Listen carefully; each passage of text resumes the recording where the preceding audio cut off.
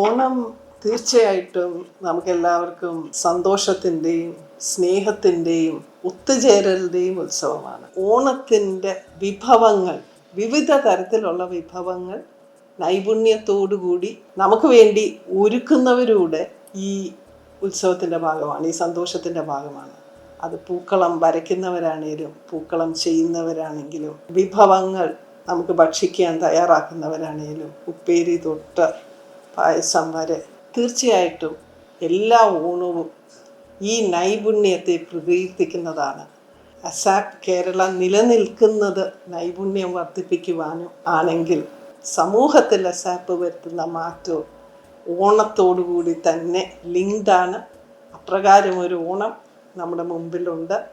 എല്ലാവർക്കും ആശംസകൾ ഞാൻ നേർന്നുകൊള്ളുന്നു.